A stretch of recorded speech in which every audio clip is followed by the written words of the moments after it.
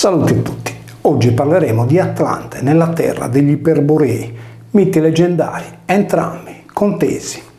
Solcare il mare all'insaputa del cielo è un detto ancora ricorrente che traduce in modo idiomatico il senso logico sorprendere il nemico senza dargli il tempo di sollevare lo sguardo.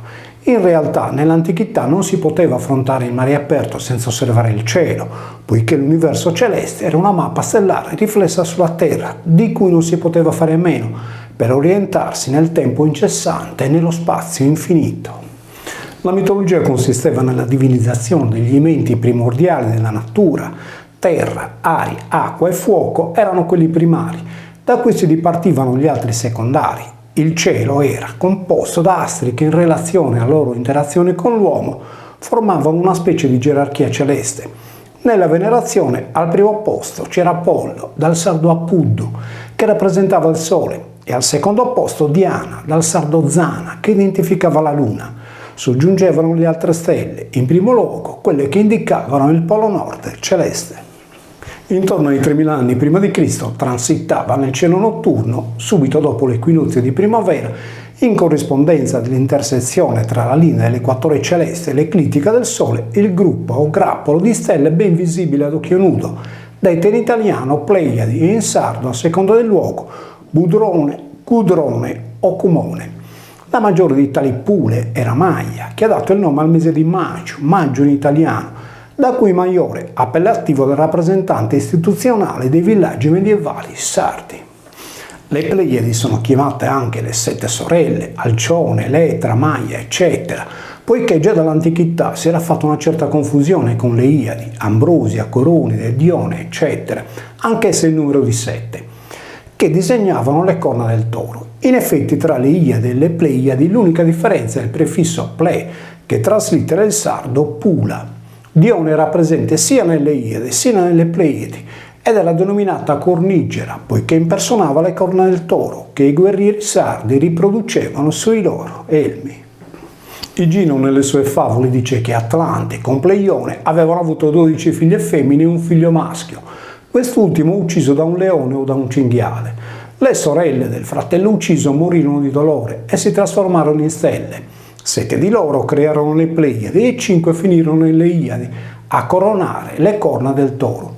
I conti di Egino però non tornano, poiché nelle sue favole mancano le seguenti ninfe: Feo e Dione e altre per le Iadi, Mera, Calipso e altre per le Pleiadi.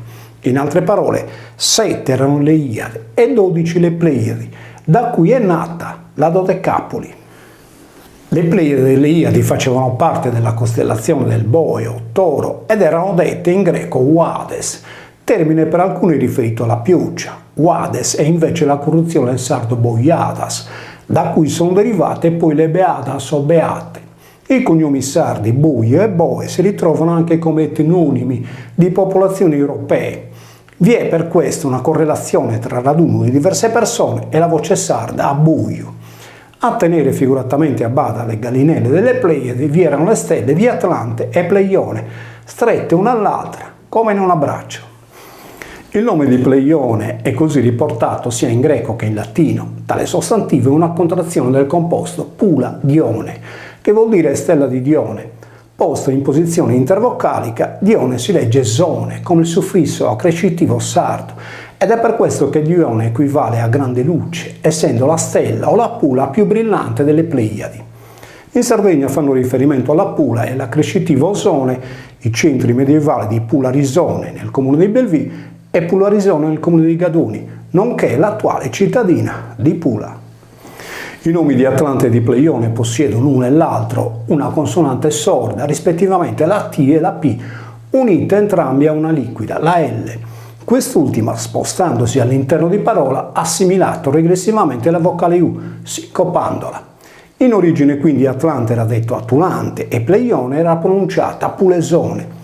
Il fenomeno della eliminazione della vocale U, posta tra una consonante sorda e una liquida, si riscontra anche nel sardo, in sostantivi quali planuo, prano, pianoro stellare, derivato da Pulano, luogo delle Pulas. Allo stesso modo Atlas, nominativo singolare greco, che traduce l'italiano Atlante, preso dall'ablativo singolare latino, con le stesse regole diviene Attula, senza la S sigmatica del nominativo, poiché il sardo non possiede i casi del greco. Nella lingua ellenica fanno riferimento ad Atlas, che traduce anche il monte Atlante dell'Africa occidentale, i seguenti sostantivi: Atlantis, che vuol dire isola favolosa dell'Atlantico, Atlantes, con cui si identificava genericamente il popolo della Libia, e Atlanticos, ossia il mare omonimo. Se si analizza la storia antica del Mediterraneo, si constata che i marinai greci hanno iniziato a navigare fuori dai loro confini occidentali solo intorno all'VIII secolo a.C., quando, usciti dal cosiddetto Medioevo greco, hanno intrapreso la conquista dei territori italici meridionali, chiamati poi Magna Grecia. È chiaro pertanto che non sono stati i greci a dare l'etinonimo al popolo della Libia e neppure il coronimo al territorio intorno al monte di Atlante e tantomeno il nome all'isola mitologica di Atlante. Omero dice che Atlante è il padre di Calipso, la ninfa amata da Ulisse, poi aggiunge che Atlante abita in un'isola coperta di boschi e da solo sostiene le colonne lunghissime che tengono divisi terra e cielo. Gli fa eco Esiodo quando afferma che Atlante sostiene il cielo ampio ai confini della terra, di fronte alle Speridi. Nella biblioteca di Apolodoro è indicato il paese degli Iperborei, quale luogo dove abita Atlante. Gli Iuperborei altro non erano che i Supra-Arborei o Arbarei, poiché Iuper da solo vuol dire sopra e indica il supramonte arborense. Erodoto, nato nel 484 a.C., sia mezzo secolo prima di Platone, quest'ultimo vissuto dal 428 al 348 a.C., descrive gli Atlantes berberi, ossia barbari, contigui agli Atarantes, già con tale appellativo. Secoli dopo, Pomponio Mela e Plinio il Vecchio non fanno distinzione tra queste due etnie. In effetti c'è un legame linguistico che unisce i due popoli, poiché la vocale sincoppata di Atulantes compare in Atarantes, sebbene corrotta, e la liquida R è stata rotatizzata in R, come nella lingua parlata. In altre parole, i due etnici sono simili. Con un esempio è più facile capire il nesso che intercorre tra il greco Atlas e il sardo Atula, o tra Atlantis e Atulante. Su Messaio, Arat, Saderra, l'Atulat e la Semenat. Il massaio ara la terra, la solca e la semina. Recita un detto sardo. Pertanto l'Atulante è colui che solca la terra, atulare è l'infinito presente, Atulante è il participio presente, ma quest'ultimo è anche un sostantivo, simile a Occidente, termine questo derivato dal sardo occhire, uccidere, che sintetizza il momento in cui il sole muore al tramonto. Tale fase indica ispera o esperidi. L'azione svolta dall'Atulante, espressa in sardo con il gerundio atulante nuorese, atulende lugudorese, atulando mesania e attuendi campidanese, mentre il solco creato dal contadino o massaio atulante, detto in sardo tula lugudorese e tua campidanese. Tuedda piccola tua invece è il semenzaio. Attuare vuol dire fare attenzione. La tula è anche il solco lasciato sulla terra dal letto del fiume. Tula infine è un antico centro affacciato sulla piana di Ozieri e Tulu, oggi chiamato Villanova Tulo, un paese del Sarcidano. Platone nei dialoghi Timeo e Crizia parla di Atlantis, quindi di un'isola di Atlante, come di un continente grande quanto la Libia e l'Asia messi insieme. Poiché egli sa che nel Mediterraneo non esiste un'isola di siffatte dimensioni, la colloca a ovest delle colonne d'Ercole, dove il mare viene chiamato esterno alle terre emerse. Infatti, oltrepassate le colonne d'Ercole, la navigazione poteva avvenire verso nord in direzione di Cadice e verso sud seguendo il monte Atlante. Prima di Platone l'attuale stretto di Gibilterra era già conosciuto da Erodoto con la denominazione di colonne d'Ercole, che il geografo greco pone nelle sue storie, dove sono attualmente, indicandole alla fine della lingua di sabbia che dall'Egitto arriva fino al monte Atlante. Platone motiva la sua tesi, vale a dire la scomparsa dell'isola di Atlante, come una punizione divina. Secondo il filosofo greco, il mare avrebbe inghiottito quel continente per impietà dei suoi governanti, puniti dagli dei con il diluvio universale. Platone nei suoi scritti alterna fantasia o leggenda a realtà o storia, molto probabilmente per giustificare la sua invenzione sull'isola continente inabissata, egli trae esempio dal maremoto susseguitosi all'eruzione del vulcano nell'isola di Tera, oggi Santorini, che aveva annientato la civiltà minoica nell'arcipelago delle Cicladi intorno al 1600 a.C. Per impietà dei governanti di Atlante, il filosofo attinge dalla letteratura su Lucaone, figlio di Pelasgo, punito anch'egli da Zeus con il diluvio universale. Platone descrive invece verosimilmente l'isola di Atlante e gli racconta della sua straordinaria ricchezza di beni presenti in natura e prodotti dalla fertile terra. Quindi accenna alla stirpe di potenti sovrani che governavano l'isola e che avevano esteso il loro dominio dall'Africa all'Europa fino all'Asia. Solo gli ateniesi e i loro alleati, aggiunge, in un imprecisato e lontano momento storico, riuscirono a fermare la loro avanzata. Un episodio di quella guerra era messo in mostra in occasione delle feste panatenaiche. Questa storia era nota anche ai sacerdoti egizi, conclude Platone, che l'avevano riferita a Solone, letterato nato ad Atene nel 630 a.C. Scrittori come Strabone, vissuto tra il 63 a.C. e il 23 d.C., non credettero a Platone, ma oggi, grazie a nuove scoperte storiche, archeologiche e linguistiche, è relativamente più semplice distinguere la storia dalla leggenda e la fantasia dalla realtà. Pertanto, parafrasando Totò e attingendo all'amuleto di Shakespeare, si può dire che non c'è solo del marcio in Danimarca. Platone dice il vero quando scrive che gli Atlantidi erano presenti in Grecia, così come in tutte le terre intorno al Mediterraneo, poiché dalla storia antica, benché sempre limacciosa come le acque di una foce, emerge la plurisecolare guerra tenuta dai Sardi in Egitto, in Oriente e in Anatolia orientale contro gli Ittiti. Famosa è rimasta nei trattati la battaglia combattuta a Kadesh nel 1274 a.C., nell'attuale Siria settentrionale, dove la coalizione sardo-egizia arrestò per molti lustri l'avanzata ittita in Oriente.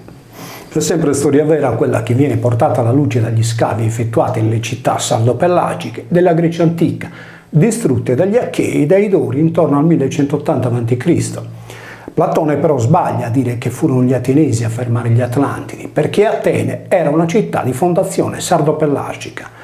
Ma egli dice il vero quando sostiene che l'impero costruito in migliaia di anni dalla stirpe di bronzo iniziò in Grecia con gli Achei il suo inesorabile declino, dopo la presa di Atene e l'annientamento dei popoli di lingua barbara.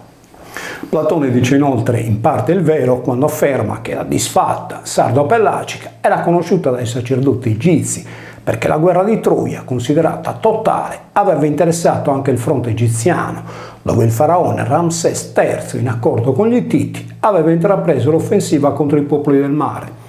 Tale appellativo, dato dagli egiziani di Tebe ai Sardanus e ai loro alleati, era dovuto non solo al fatto che questi provenissero dal mare Sardo, ma soprattutto perché abitavano in città egiziane sul delta del Nilo.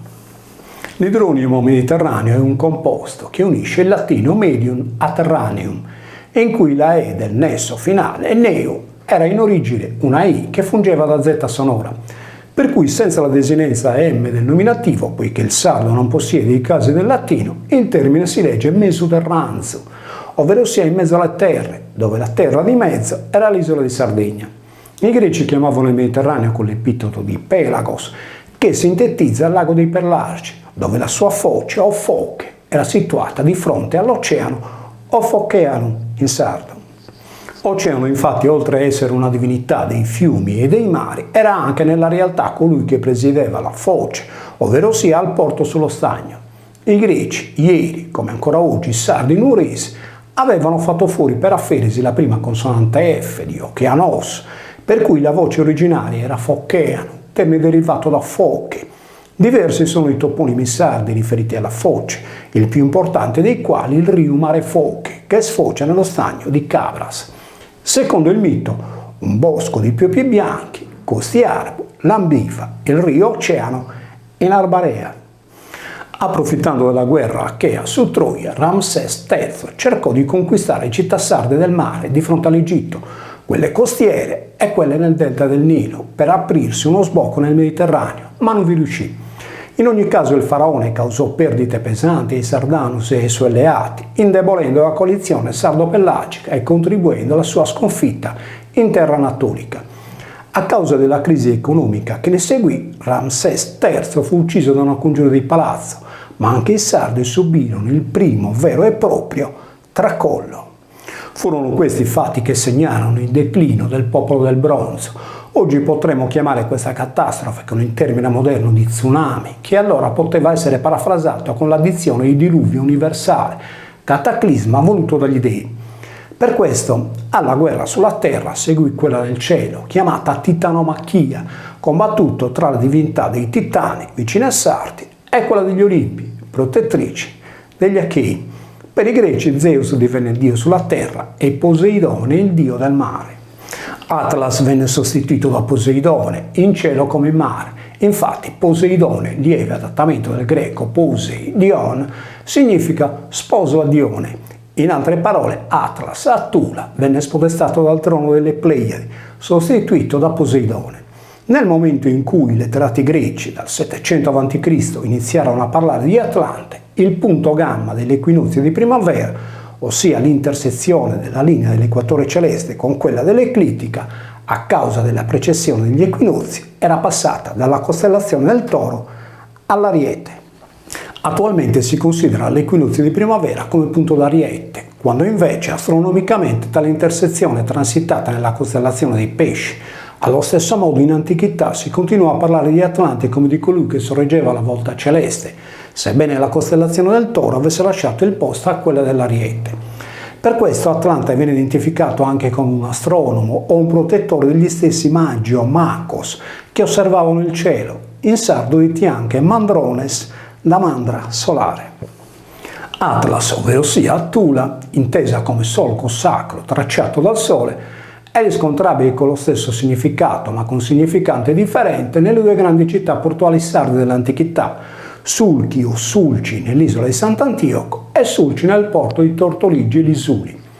Plinio il Vecchio chiama le stelle Iadi con il latino suculae, termine molto simile a sulcula, quasi volesse indicare il boe che traccia il solco con l'aratro per fondare la città o Pula. La mitologica Thule o Tula, che si rifà al solco sacro o a Tula, era posta nella terra degli Iperborei. Nella letteratura antica, Pittea di Marsiglia, verso il 330 a.C., colloca tale isola o terra leggendaria a 6 giorni di navigazione dalla Scozia. In questo caso Pittea sembra perseguire l'idea di Platone, riferita all'isola di Atlante posta in mezzo all'oceano. Anche Tolomeo, qualche secolo più tardi, la individuerà in un luogo imprecisato del Mare del Nord. Strabone sconfessò il racconto di Pittea, sebbene neppure egli riuscì a dare una collocazione reale a Tula, rimaste, nonostante ciò, fin dall'antichità, nella memoria collettiva. Secondo lo scrittore René Guénon, Tula era la città planetaria per eccellenza, presente in Russia, in Messico e in Sardegna. Sulla sua collocazione storici antichi e moderni vennero ingannati dal fatto che il greco Iuperborea significasse tra gli altri settentrione, per cui tutti cercarono a nord dell'Europa la città di Tula. 3000 anni prima di Cristo, quando il Sole toccava la costellazione del Toro nel giorno dell'equinozio di primavera, la stella che indicava il polo nord celeste era quella oggi detta Tuban, nella costellazione del Drago. La città sarda, citata nelle fonti antiche con il nome di Tubula, pareva scomparsa nel nulla, come Atlante, facendo passare noti insonni a molti studiosi. Il problema della sua individuazione consistette nel fatto che la vocale Y della prima sillaba veniva letta erroneamente come una I anziché come una U, stravolgendo il suo significante e conseguentemente il suo significato. Nel sardo logudorese, solitamente la consonante B o V intervocalica in sillaba atona decade per sincope, per cui si hanno gli esempi di Tula per tubula e Lula per luvula. Per metonimia, scambio di nome, il termine arabo Tuban è associato al greco basilisco, che vuol dire piccolo re. La differenza di significante tra Tuban e Tubula è lieve, ma il significato di Tula o Atula, per indicare il solco sacro della sfera celeste, porta decisamente dalla parte di Tubula o Tula il nome della stella che indicava il polo nord celeste. Motivo per cui Atlas o Atlante era considerato il divo che reggeva la volta celeste. Gli antichi greci non trovarono la mitica Tula perché la cercarono nel polo nord terrestre e non in quello celeste. A intorbidire ulteriormente le acque contribuì il fatto che, secondo i geografi del tempo, Tula si trovava nella terra degli Iperborei, dove era situato il giardino delle Spiridi, e in cui Apollo lasciava pascolare la sua quadriga al tramonto del sole. La Supra Arborea era la regione sarda dell'Arburense, dove era situato il tempio di Antas a Flumini, il più importante luogo di culto dedicato al divo Apollo, considerato per questo il Sardus Pater. Gli Iperborei vivevano in perfetta felicità, ignorando il dolore, la malattia e la morte, scrive Diodoro Siculo. Dice Liano che una spedizione un giorno partì dalla Grecia per visitare gli Iperborei. Secondo Pausania, Delfi, sede dell'oracolo di Apollo, in Grecia era legata agli Iperborei, con i quali aveva costituito una specie di gemellaggio. Lo storico greco, in merito al divo con l'elmo pinnato, racconta che i sardi, denominati barbari occidentali, mandarono al tempio del dio del sole in Delfi un ritratto di bronzo del babbaio padre sardo. Sempre Pausania, infine, narra che l'oracolo di Delfi fu edificato da gente venuta dalla terra degli Iperborei. A distanza di migliaia di anni dalle fonti antiche, nello stemma medievale del giudicato di Arborea compare ancora l'albero o arbore del Piopo, o Linna Arbu, da cui lo Stato prese il nome e con cui veniva identificato il territorio originario dell'Arbarea o Supra-Arbarea. Il dio Apollo Apuddu rappresentava con il gallo il momento della sua arbeschita, una nascita mattutina, nell'alba del Sipuddile o di Apuddu. Anche la corona, simile a quella indossata da Ercole, come dice Ovidio, era fatta dal Piopo o costiarpio, detto in latino populus. Nel cielo il giardino delle Hesperidi, dal sardo Ispera, ossia ultimo raggio di luce, si trovava nel polo nord celeste, dove brillavano le stelle immortali, quelle che si potevano vedere dalla terra per tutto il corso dell'anno. Secondo Esiado, il giardino delle Hesperidi era custodito dal drago Ladone, che la divinità di Era, patrona del cielo, vi aveva posta a guardia per proteggere i pomidori dall'albero del sole quando iniziarono a maturare. Aiutato da Atlante, Ercole colse nella sua 11ª fatica i 3 pomidoro dal campo delle Hesperidi.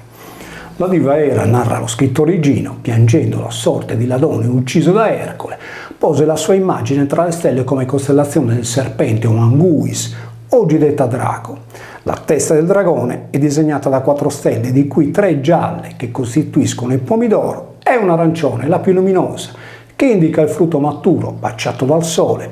Quest'ultima stella si chiama Medusa, in greco antico Mediusa, parte femminile del maschile Medon, che vuol dire reggente, signore, principe o capo, similmente all'arabo Tuban. Pertanto Medusa altro non è che un calco greco del sardo meridiosa, che significa padrona, signora, reggente del giorno o Dessadie. Secondo la mitologia, Perseo tagliò la testa di Medusa con il falcetto prestatogli da Atena. Questo fenomeno astronomico era visibile dal 4000 al 1700 a.C., quando in corrispondenza del polo nord celeste era posizionata la stella Tuban, che separava la testa rettile di Medusa dalla coda del drago.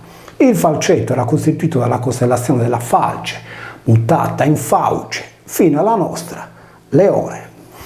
È chiaro che non possono essere stati i greci a creare la mitologia legata agli astri di Medusa, Ercole, Atlante, poiché nella loro era il punto gamma si era spostato dalla costellazione del Toro a quella dell'Ariete e la stella che segnava il polo nord celeste era passata da Tuban a Cocab nella costellazione del Carro Minore. Per questo nella sua Teogonia Esidio attribuisce la paternità delle Graie o Raie, Pomidoro, sorelle Gorgoni o Georgiche di Medusa, a Forco, re di Sardegna e di Corsica. Forco in sardo rappresentava Suircone, l'Ariete, Cabudiano. In cielo come in terra, nella Genesi, la terra dove gli uomini del bronzo lavoravano il ferro era detta Tubal, come Tubula. L'Iperborea era la Supra-Arborea e le Hesperidi da Ispera erano le stelle della notte. Apollonio Rodio identifica il mare sardo come sede della Nush, della notte, ovvero sia delle ninfe figlie della notte. Apollodoro dice che il giardino delle Hesperidi si trovava sulle pendici del monte Atlante. In Sardegna, ai piedi del monte di Tula o a Tula, esiste la grande muraglia megalitica di Samandramanna, vale a dire il grande recinto solare. Samandramanna a Tula era uno dei più grandi e antichi osservatori astronomici del Mediterraneo. Il suo perimetro riproduceva un moderno goniometro che serviva a misurare gli angoli, dunque i raggi. Gonio, dicono i linguisti, è un termine derivato dal greco gonia, che significa angolo. Il monte è conico, che riproduce in natura il triangolo equilatero, come quello di Gonare, è detto in Sardegna gon, gunna, o bunna. La stessa gonna, abbigliamento conico femminile, è riportata in sardo con gunnedda, bunnedda o punnedda. La mandorla solare di Tula era perfettamente tratta, un ingresso segnava le coordinate est-ovest, dove il giorno dell'equinozio di primavera entrava il sole. Un'altra entrata era invece orientata a nord, in direzione della stella Tubano-Tula. La denominazione di Samandra de Sajua, ossia il recinto del gioco dei buoi, è presente in Sardegna in tante località. Il dato sorprende, poiché su tale toponimo è quasi sempre costruita una torre nuragica. Per questo Atlante è citato da Polodoro come colui che costruiva solide mura. Come raccontano Varrone e Tito Livio, la fondazione di una nuova città, polis o pula, avveniva con il tracciato del solco sacro aperto dall'arazzo trainato da un gioco di buoi. Delimitata l'area si innalzava il muro, che a seconda della località veniva chiamato pomerio o plumerium, ovvero sia pulemurum. La mandra era detta anche Madao o Medao. Nella regione storica della Planargia, Pianalza o Pulanargia, il recinto sacro del Madao è visibile nel toponimo Magomadas, termine composto da mago, astronomo e Madao, muro sacro. Non sono un miraggio del deserto sahariano riflesso sull'isola e città africane di Monastir, Tonara, Magomadas e tante altre, omonime di quelle sarde, ma un antico trasferimento coloniale dei nomi di luogo della Sardegna verso l'Africa. La stessa città di Madaura, nella Numidia, si rifà al recinto sacro del Madao. È una trasposizione della Sardegna verso l'Africa anche il Monte Atlante, nonché la regione che lo cinge, detta Mauritania, il cui re era stato un astronomo. Pertanto, sono stati i Mauridini Sarti a dare il nome a quelle località. Tutte le divinità del cielo avevano un riscontro pratico sulla terra. Il solco sacro della Tula era quello che cingeva la Pula o città al momento della sua fondazione. Pertanto Tula Atlante e Pula Pleione trasponevano dal cielo sulla terra il solco che abbracciava la città. Allo stesso tempo le protumi taurine incise sulle pareti delle Domus Deianas mostravano ai sardi il punto gamma segnato dalla costellazione del Boe, quando circa 3.000 anni prima di Cristo transitava sull'eclittica. Atlas nelle Pleiadi e Tula nel Polo Nord indicavano la volta celeste. La chiglia della nave solcava le acque come l'aratro rivoltava la terra. La Sardegna venne chiamata per questo in antichità isola di Atula o Atlante, poiché arando il Mare Nostro in ogni angolo più remoto, i suoi governanti fondarono le città più importanti dell'epoca. Con i satelliti e la nuova tecnologia, neppure oggi è possibile solcare il mare all'insaputa del cielo. Ora, gli astronauti moderni, come gli antichi astronomi, vedono un'isola simile a un solco sacro di terra in mezzo al Mediterraneo, mare Mesoterraneo, del Occidente. Saludos a tutti.